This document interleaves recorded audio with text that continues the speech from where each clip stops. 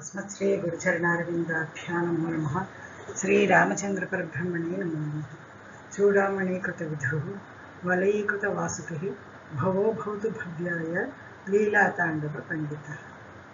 चिन्तनावसरे अद्य आत्मनः निरूपणम् अस्ति। आत्मेन्द्रियाद्यधिष्ठाता कारणं हि सकर्तृकम् इति कारिका वर्तते। आत्मा इंद्रियादि आदिसद्येन शरीरः इति गृह्यते। इन्द्रियाणां शरीरस्य च आत्मा अधिष्ठाता इत्युक्ते परम्परया चैतन्यसम्पादकः इत्यर्थः अर्थः। करणं हि करणं भवति इन्द्रियाणि इति ज्ञानकरणानि ज्ञानेन करणं हि सकर्तृकं कर्तारं विना फलसाधने योग्याः न भवन्ति, कर्तारम् अपेक्षन्ते इति अर्थः।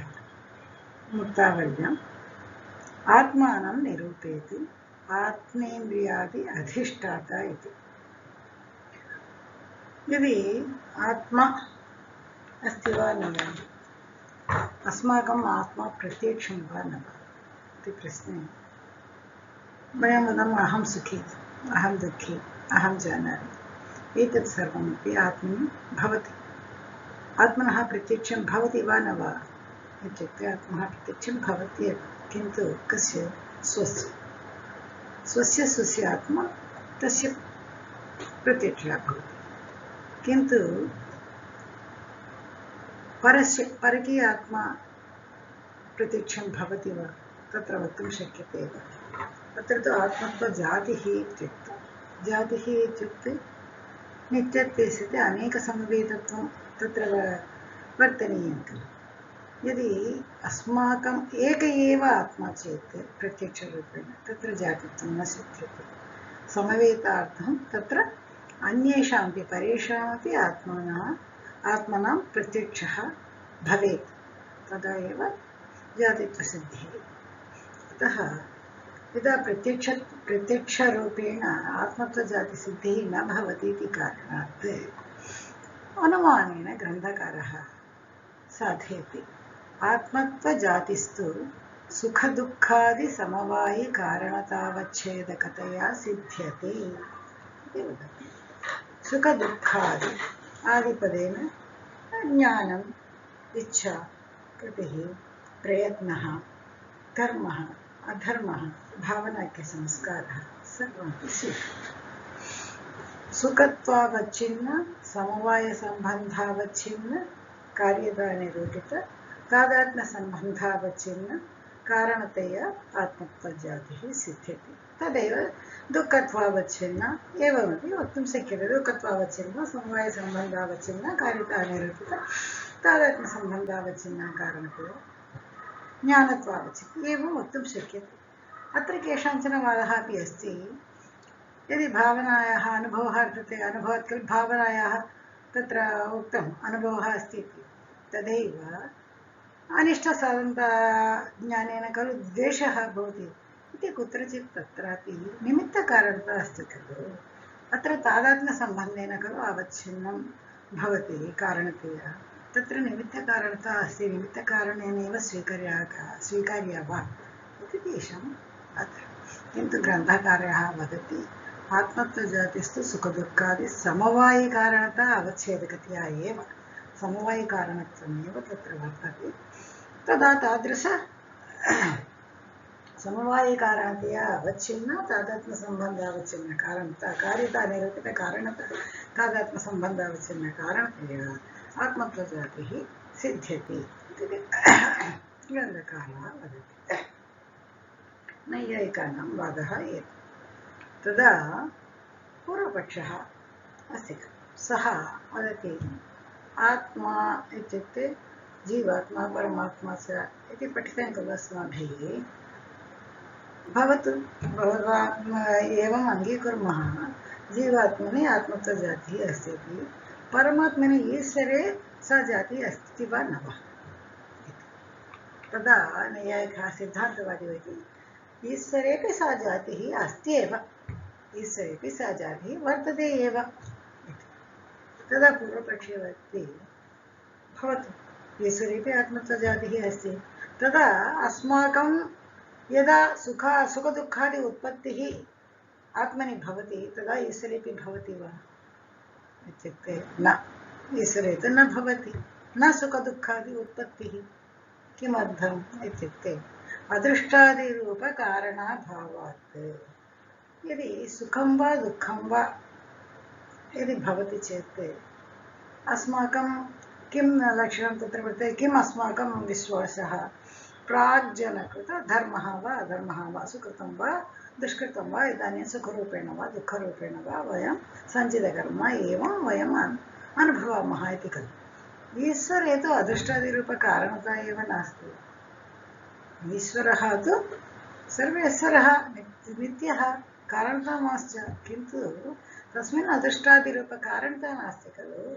अत एव सुखदुःखादि उत्पत्तिः तत्र न भवति ईश्वरे न भवति तदा पूर्वपक्षः किं वदति नित्यस्य स्वरूपयोग्यस्य फल अवश्यं भावनियमः वर्तते खलु ईश्वरः नित्यः इत्युक्तम् ईश्वरे तस्मिन् ईश्वरे स्वरूपयोग्यता अस्ति आत्मत्वजातिः इति यदि नित्यस्य स्वरूपयोग्यस्य फलम् अवश्यं भावनीयमः वर्तते खलु तत्रापि सुखदुःखादि उत्पत्तिः स्यादेव खलु इत्युक्ते सिद्धान्ते वदति इत्यस्य अप्रयोजकत्वात् तत्र प्रयोजनमेव नास्ति अदृष्टमेव नास्ति ईश्वरस्य शरीरः एव नास्ति प्रयोजकं नास्ति तत्र अतः नोत्पद्यते अदृष्टादिकं किमर्थं नोत्पद्यते इत्युक्ते मिथ्याज्ञानं ईश्वरे नास्ति अतः अदृष्टादिकं नोत्पद्यते अस्माकं तु मिथ्याज्ञानम् अस्ति तदेव अहं करोमि अहं सञ्चयामि इत्यादिकं वदामि दुःखं वा सुखं वा तत्र संशयं भवति सुकृतं वा दुष्कृतं वा तत्र संशयं भवति तेन जन्मसु अस्माकम् अनुभूयते आगामि जन्मसु अस्माकम् एतत् सर्वम् उत्पद्यते सुखं वा दुःखं वा उत्पद्यते ईश्वरे तत् नास्ति खलु अतः अप्रयोजकत्वात् नित्य तत्र फलं भवति इति वक्तव्यं नास्ति परे तु ईश्वरे सा जातिः नास्ति एव प्रमाणाभावात् अपरे किं वदन्ति ईश्वरे किमर्थम् आत्मत्वजातिः सा तु नास्ति एव प्रमाणं कुत्र वर्तते तत्र इति यदि प्रमाणं नास्ति चेत् यदि नवद्रव्याणि सन्ति खलु आत्मानं स्वीकृत्य एव खलु नवद्रव्याणि यदि आत्मनि ईश्वरे न वयम् ईश्वर अन्यत् रूपेण आत्मत्वजातिः एव ईश्वरे नास्ति चेत् ईश्वरस्य निरूपणार्थं दशमद्रव्यत्व आपत्तिः भवति वा इति सन्देहः ततः सिद्धान्तवादे वदति न ज्ञानवत्वेन विभजनात् इत्याहुः ज्ञानवत्वम् आत्मनः रूपं ज्ञानवत्वं चैतन्यम् इति वदामः ज्ञानवत्वं तु ईश्वरेपि वर्तते जीवेपि वर्तते जीवे किञ्चित् ज्ञत्वम् ईश्वरे सर्वज्ञत्वं किन्तु ज्ञानवत्वं तु वर्तते खलु अतः तत्र न कोऽपि क्लेशः नवद्रव्याणि एव सन्ति इति सिद्धान्तवादिनः वादः अस्ति इन्द्रियाद्यधिष्ठाता इन्द्रियाणां शरीरस्य च परम्परया चैतन्यसम्पादकः अत्र एव तस्य अर्थः स्पष्टरूपेण उक्तमस्ति इन्द्रियादि अधिष्ठाता इत्युक्ते इन्द्रियाणां शरीरस्य च परम्परया चैतन्यसम्पादकः यद्यपि आत्मनि अहं सुखी अहं दुःखी इत्यादि प्रत्यक्षविषयम् अस्ति एव अस्माकं प्रत्यक्षं भवत्येव अस्माकं तथापि विप्रतिपन्नं प्रति प्रथमतः एव शरीरादिभिन्नः तत् प्रतीतिगोचरः इति प्रतिपादयितुं न शक्यते यदि तत्र जातिः परकीयात्मसु तु प्रत्यक्षं परकीयात्मनां प्रत्यक्षः तु न भवति यदा प्रथमतः एव न शरीरमस्ति शरीरादि भिन्नरूपेण यः प्रतीतिगोचरः स एव आत्मा तदेव आत्मा प्रतीतिगोचरं भवति तदेव आत्मा इति प्रतिपादयितुं न शक्यते इति कारणात् प्रमाणान्तरं दर्शयति सिद्धान्तवादी नैयायिकः करणम् इति करणम् इत्युक्ते वयम् अस्माभिः पठितमेव भाष्यादीनां चिदादिकरणानां कर्तारम् अन्तरेण फल अनुपधानं दृष्टम्। इदानीं भाष्यादीनाम् इत्युक्ते शाकादीनाम् इति स्वीकुर्मः। शाकादयः अत्र सन्ति। अत्र चिदादिकारणं छुरिकापि वर्तते, किन्तु स्वयमेव कर्तनं भवति वा? न भवति खलु। तदर्थं कर्तारम् अन्तरेण, कर्तारं विना तु न भवति खलु। कर्तारम् अन्तरेण, कर्तारं विना फल अनुपधानं दृष्टं। फलं तु तत्र न भवति, दृष्टमेव, प्रत्यक्षमेव तत्र। शाखाः तत्र सन्ति, शाखानि सन्ति, छुरिका अपि अस्ति, तदापि कर्तनं स्वयं न भवति, तत्र कर्ता अपेक्षते। तदेव चक्षुरादीनां ज्ञानकरणानापि, यद्यपि ज्ञानेन्द्रियम् इति वयं वदामः, ज्ञानकरणं भवति, तथापि फलोपसाधनं कर्तारम् अन्तरेण नोपपद्यत। कर्तारम् अन्तरेण, कर्तारं विना, तत्रापि अन्तः कर्तारं विना न उपपद्यते ज्ञानकरणानामपि फलोपदानम् इति। अतः इति अतिरिक्तः कर्ता कल्पते, अतिरिक्तः कर्ता कल्पते, स कर्ता एव आत्मा इति उच्यते। ननु चैतन्यं शरीरस्य न चैतन्यं मृतेषु व्यभिचारितः इति कारिका अस्ति। पूर्वपक्षस्य वादः, चैतन्यं ज्ञानवत्वमिति वदन्ति खलु भवान्, शरीरे वर्तते वा न?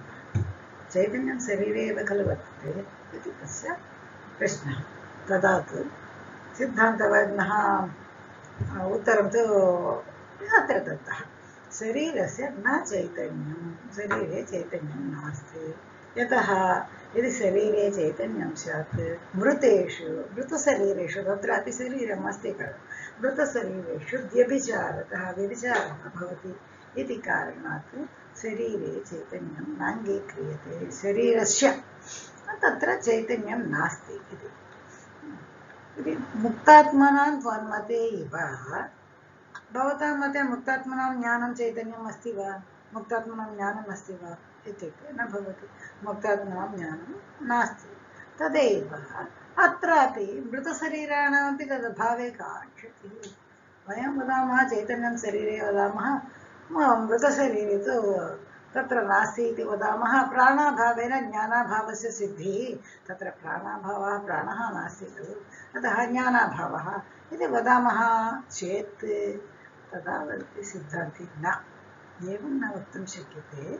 शरीरस्य चैतन्ये बाल्ये विलोकितस्य स्थाविरे स्मरणानुपत्तेः इति। शरीरस्य चैतन्ये बाल्ये, तदा बाल्ये यत् शरीरम् आसीत् तत्र बाल्ये विलोकितस्य, तत् शरीरे विलोकितस्य स्थाविरे वृद्धावस्थायां आसीत्, 90 वर्षाणि भवन्ति, तत्र स्मरण अनुपपत्तेः स्मरणं भवति खलु। यदि शरीरस्य चैतन्यम् अस्ति चेत् स्मरण अनुपपत्तिः भवति। किदं स्मरणस्य उपपत्तिः किमर्थं न स्यात्? अस्माकं तु स्मरणे वर्तते खलु, अस्माकं तु चिन्तनं भवति, वयं 5 वर्षे एतत् मया कृतम्, एतत् 20 वर्षे कृतम् इति सर्वं स्मरणं भवत्येव खलु। इत्युक्ते यदि शरीरस्य चैतन्यं तदा न भवति। किमर्थं न भवति इत्युक्ते शरीराणाम् अवयव उपचय अपचयैः उत्पादि विनाशशालित्वात्। शरीरं प्रतिदिनं वृद्धिं प्राप्नोति, अपचयं च गच्छति, पुरातनं शरीरं त्यज्यति, नूतनशरीरं लभते एव। अस्माकं क्षणप्रक्रिया एवं भवति तत्र, अतः अस्माकं न प्रतीयते। अतः प्रतिनित्यं तु सर्वदा शरीराणाम् अवयवस्य उपचयं वा अपचयं वा, उपचय अपचयम् इत्युक्ते उत्पादं वा विनाशं वा तद् वर्तते खलु। न च पूर्वशरीरोत्पन्नसंस्कारेण द्वितीयशरीरे संस्कारः उत्पद्यत। भवतु पूर्वशरीरे उत्पन्नः, बाल्यशरीरे उत्पन्नः चैतन्येन संस्कारः उत्पन्नः खलु, तादृशसंस्कारः द्वितीयशरीरे उत्पद्यते इति वक्तुं शक्यते खलु। इत्युक्ते सिद्धान्तः इति न वाच्यम्। अतः अनन्तसंस्कारकल्पने गौरवात् बाल्यात् प्रभृति बाल्यात् आरभ्य वार्धक्यान्तम् अनेकाः संस्काराः भवन्ति, अनेकाः संस्काराः भवन्त्येव खलु। तत्र सर्वमपि यदा अनन्तसंस्कारकल्पनं कुर्मः तत्र गौरवमेव स्यात्। एवं शरीरस्य चैतन्ये बालकस्य स्तन्यपाने प्रवृत्तिः न स्यात्। यदि शरीरे चैतन्यम् इति वदामः तदा नवजातशिशोः स्तन्यपाने तत्र प्रवृत्तिः न स्यात्। इष्टसाधनता ज्ञानस्य तद्धेतुत्वात्। यतः वयं वदामः इष्टसाधनता ज्ञानस्य हेतुः तत्र वर्तते, तद्धेतुना इदानीं नवजातशिशुः प्राग्जन्मसु इष्टसाधनाज्ञानं तस्य यद् वर्तते तेन कारणेन इदानीं तस्य स्तन्यपाने प्रवृत्तिः भवति। तस्य शिक्षा तु न भवति खलु स्तन्यपाने, प्राग्जन्मसु अनुभूतं। यदा नवजातः शिशुः स्वयं स्तन्यपानाय प्रवृत्तिं लभते तदर्थः किं, प्राग्जन्मसु तस्य कृते इष्टसाधनता ज्ञानमेव खलु। रोदनं क्रियते तदपि तावदेव, यदि दुःखः स्यात् चेत् रोदनमपि एवं। तदानीम् इष्टसाधनता स्मारकाभावात् शरीरे चैतन्यं स्यात् भवतां मते, चार्वाकं मते यदि शरीरे चैतन्यं स्यात् एतत् शरीरं नष्टं मरणानन्तरं नष्टं चेत् नष्टं। नवजातशिशुः तथा एव उत्पन्नः, तत्र तु जन्मान्तర अनुभूत इष्टसाधनत्वस्य तु स्मरणमेव न भवति। यदि तद् अन्यत् शरीरं खलु, तत् शरीरं तत्र वर्तते। यद्यपि शरीरं वृद्धिम् उपचयं च गच्छति तदापि तत्र मरणानन्तरं जन्मान्तरं यदि जन्म भवता न पुनर्जन्म न अङ्गीक्रियते तदा एतद् नूतनशरीरे नवजातशिशोः स्तन्यपानप्रवृत्तिः कथं स्यात्। तदा न च जन्मान्तर अनुभूतम् अन्यदपि स्मर्यतामिति वाच्यं। तदा पूर्वपक्षः वदति जन्मान्तरे किमपि भवति चेत् सर्वमपि स्मर्यते वा, तदा जन्मान्तरे किं किम् अनुभूतं तेन, अतः सर्वमपि स्मर्यताम् इति न वाच्यं। यतः उद्बोधकाभावात् इति सिद्धान्तवादी वदति। तस्य उद्बोधकत्वं नास्ति। यस्मिन् समये तस्य अदृष्टं तस्य सहकारं करोति, यस्मिन् समये एतद् अवाप्तुं शक्नोति सः, तस्मिन् समये एव तस्य उद्बोधकत्वं वर्तते।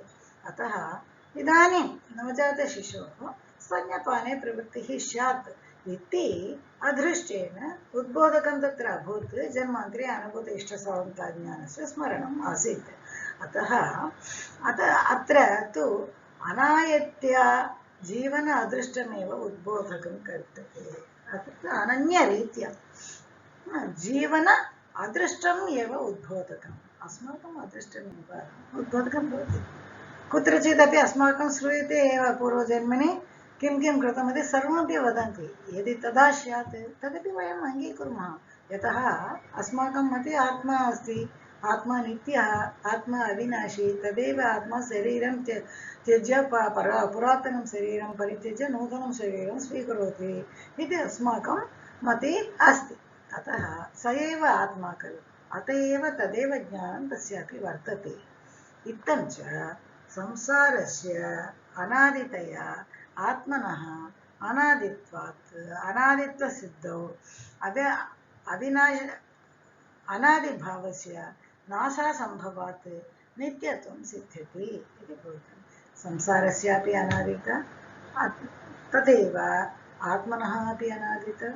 यत् अनादितत्वं सिद्ध्यति चेत् अनादित्वभावस्य नाशाभावः, अतः आत्मा नित्यः सम्भवात् नित्यत्वम् आत्मत्वम् इति सिद्ध्यति इति बोध्यम् इति उक्तमासीत्। सर्वे सन्तु सुखिनः, सर्वे सन्तु निरामयाः, सर्वे भद्राणि पश्यन्तु, मा कश्चित् दुःखभाग् भवेत्। कायेन वाचा मनसेन्द्रियैर्वा बुद्ध्यात्मना वा प्रकृते स्वभावात् करोमि यद्यत् सकलं परस्मै श्रीरामचन्द्राय समर्पयामि।